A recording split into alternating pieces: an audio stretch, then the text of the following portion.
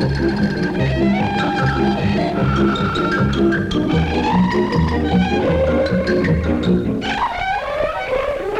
film will give you some solid pre-delivery counsel designed to eliminate new customer dissatisfaction and unnecessary post-delivery service trips. Remove the owner's manual, which is attached to the tractor grill.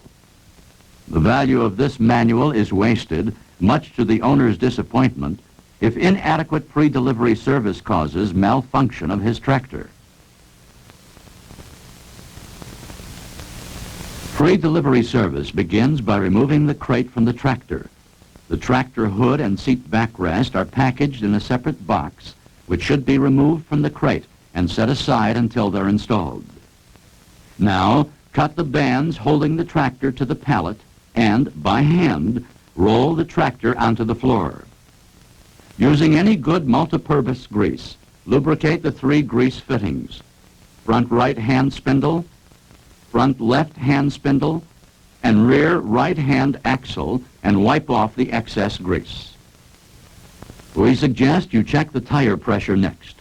They are from 20 to 40 pounds in the crate to prevent bouncing during transit. Deflate the tires to the recommended tire pressures. For a standard tractor, 8 pounds in the rear and 10 pounds in the front. Doing this now will prevent the possibility of overlooking it later. 2 gearboxes are pre-filled with SAE 90 oil at the factory. Check levels to be sure oil has not leaked out or been overlooked.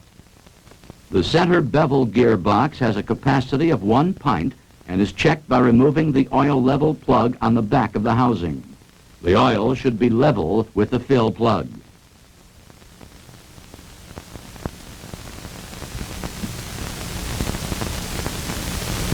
The rear gearbox transaxle level plug is located on the lower right side of the housing under the drive pulley. Oil should be level with the plug hole. Engines are test run at the factory and breaking in oils drained before shipping. The engine crankcase filler plug is located at the lower right-hand side of the engine block. Add 2 quarts of Allis Chalmers small engine oil to the crankcase. If not available, use a good quality SAE 30 weight detergent oil. If the tractor is equipped with the optional hydraulic lift, fill the hydraulic reservoir to the top with Allis Chalmers hydraulic power fluid number 322 or any good 10W 30 weight oil. At this time, check the air cleaner element for oil content. The foam element surrounding the air screen should be thoroughly saturated with light oil. Now remove the battery for filling with electrolyte. The battery is located directly below the console instrument panel. Batteries are shipped dry from the factory and should always be filled away from the tractor due to possible spillage. At this time, the battery should be put on a slow charge. Next, install the rear implement lift group thusly.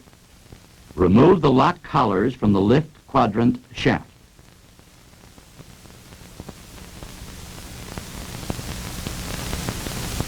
Remove both hex screws from the left-hand frame member and swing outward.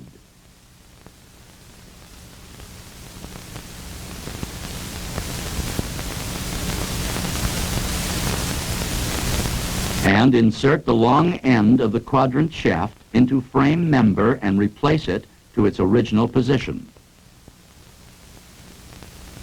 Replace the cap screws.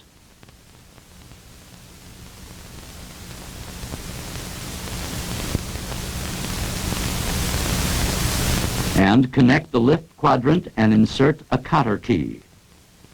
Position the quadrant shaft flush in the right-hand frame member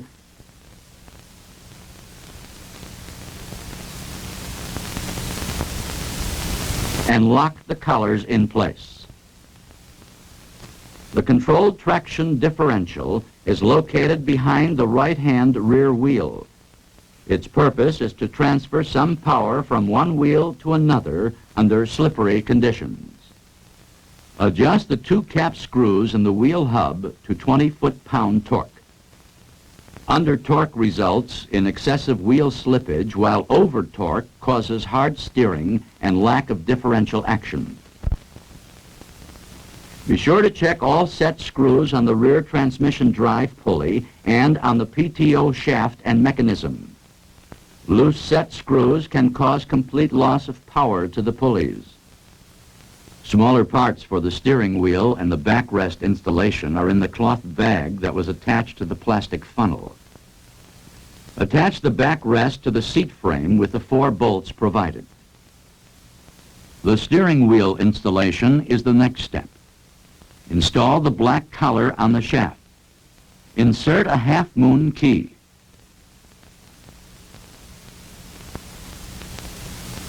And place the steering wheel on shaft and line up the keyway.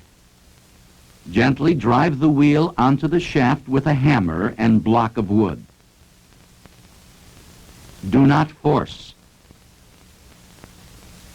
Lock the steering wheel set screw and press on the metal trademark. The headlight kit includes all the necessary wiring, connections, and instructions for mounting. Remove the hex screws in the sides of the grille and install the headlight brackets. The slotted holes in the bracket are for light adjustments. Place the light wire through the hole in the bracket and set the fixture in place, secure with the hex nut.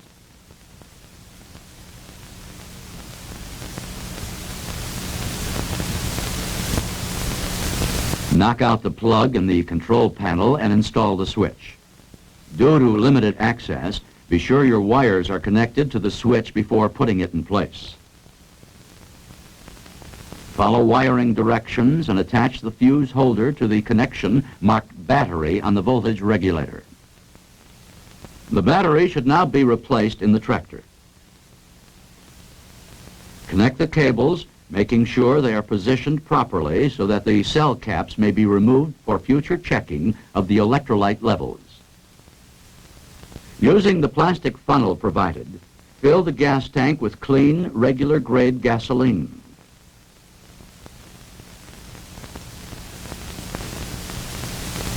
Open the fuel valve on the lower side of the gas tank and place transmission in neutral. Pull out the choke and throttle. Turn on the key and push the starter.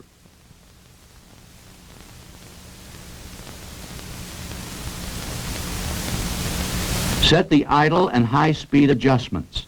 Run a reasonable amount of time, at least 30 minutes, and then readjust. Now is a good time to check the tractor operations. Switch on the headlights. Raise and lower the hydraulic lift several times to fill cylinder with oil. Place the tractor in gear and check combination brake clutch. Adjust if necessary as outlined in the owner's manual. Drive tractor in all gears and check ease of shifting and steering. The points we are making in this film may seem basic, but it must be remembered that warranty reimbursement to the dealer is for defective items only. Field service calls are expensive. Remove the mower from the carton and stand it on end. Install the bell cranks on the front of the mower.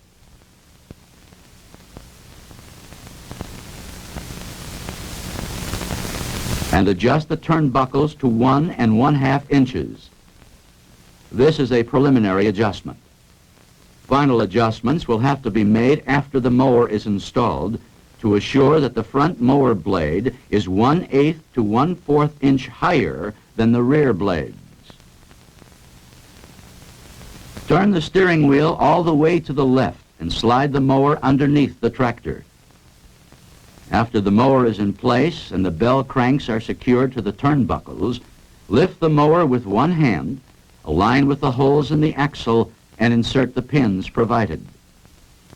Be sure the drive belt is installed in direction indicated by arrow and attach lift arm and chain to the lift shaft.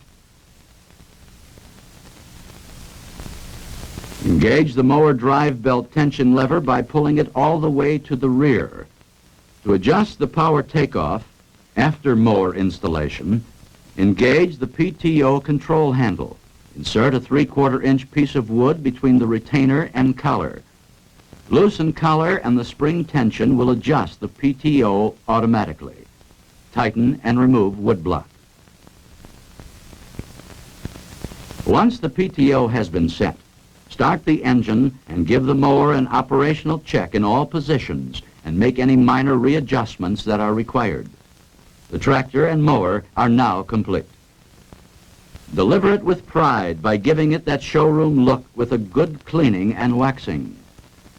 Fill in the pre-delivery record in the back of the operator's manual, and remember, proper and complete pre-delivery service will result in customer satisfaction and repeat sales. And you, Mr. Dealer, will profit by eliminating those costly field service calls.